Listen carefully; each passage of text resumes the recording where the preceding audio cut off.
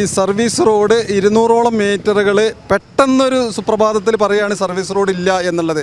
ആ ഒരു വിവരം അറിഞ്ഞ കൂടെ തന്നെ എത്രയോ ജനക്കൂട്ടങ്ങളാണ് ഇപ്പം ഇന്ന് ഒരു കമ്മിറ്റി കൂടിയപ്പോൾ തന്നെ വന്നത്. തീർച്ചയായിട്ടും നമ്മുടെ വഴി മുന്നോട്ടുള്ള യാത്രയെ തടസ്സപ്പെടുത്തുന്ന രൂപത്തിലാണ് ദേശീയപാതയുടെ ഈ KNRCയുടെ കൺസ്ട്രക്ഷൻ വർക്ക് നടന്നുകൊണ്ടിരിക്കുന്നത്. എന്തായാലും തീർച്ചയായും നമുക്ക് ആ സർവീസ് റോഡ് കിട്ടണം, വേണം എന്നുള്ളത് തന്നെയാണ് നമ്മുടെ ഉറച്ച തീരുമാനം.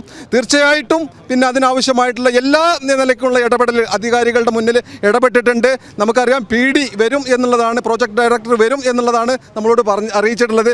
അത് വരുന്ന മുറയ്ക്ക് നമ്മൾ അവരുടെ മറുപടിയും പ്രതീക്ഷിച്ച് നിൽക്കുകയാണ്. തീർച്ചയായിട്ടും ഉണ്ടാകും എന്നുള്ളൊരു ശുഭാപ്തി വിശ്വാസത്തിൽ തന്നെയാണ് ഞങ്ങളെല്ലാവരും ഉള്ളത്. വേണ്ടത് സർവീസ് റോഡ് എന്നുള്ള ആവശ്യം തന്നെയാണ്. തീർച്ചയായിട്ടും സർവീസ് റോഡ് പിന്നെ ഇടയ്ക്ക് വെച്ച് മുറിക്കുന്ന ഒരു കണ്ടീഷനാണ്. ഇവിടെയും തന്നെ കൊടുന്ന് വെച്ചിട്ടുണ്ട്. അതുപോലെ തന്നെ അത് താഴെ ഭാഗത്തും സർവീസ് റോഡ് കൊടുന്ന് വെച്ചിട്ടുണ്ട്. ഏകദേശം 200ഓളം മീറ്റർ മാത്രമാണ് അവർക്ക് ബുദ്ധിമുട്ട് പറയുന്നത്.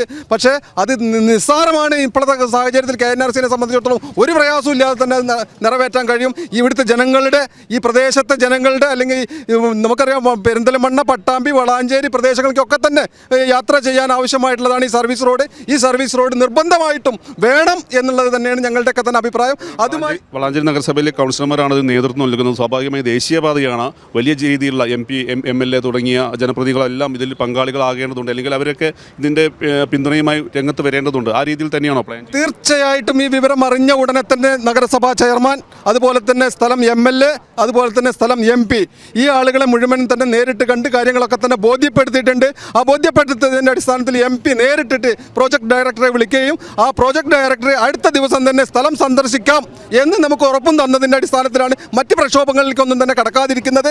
എന്തായാലും വന്നതിന് ശേഷം, പ്രോജക്ട് ഡയറക്ടർ വന്നതിന് ശേഷം ബാക്കി കാര്യങ്ങളിലേക്ക് കടക്കാം എന്ന് തന്നെയാണ് ഇന്ന് ചേർന്നിട്ടുള്ള കമ്മിറ്റിയുടെ തീരുമാനം. തീർച്ചയായും അധികാരികളുടെ മുന്നിൽ ഈ വിഷയം അവതരിപ്പിച്ചുകൊണ്ട് ഈ ആവശ്യം നേടിയെടുക്കുന്നത് വരെ ഈ സമൂഹം ഒന്നിച്ച് ഒറ്റക്കെട്ടായി മുന്നോട്ട് പോകും എന്നുള്ളതാണ് ഇന്നത്തെ കൂടിയുള്ള തീരുമാനം എന്നാണ് അറിയിക്കാനുള്ളത്. എടപ്പാളോളം വലുത്, എടപ്പാളിലോളം തീർക്കാൻ എടപ്പാളോളം വലിയ ശോഭിക.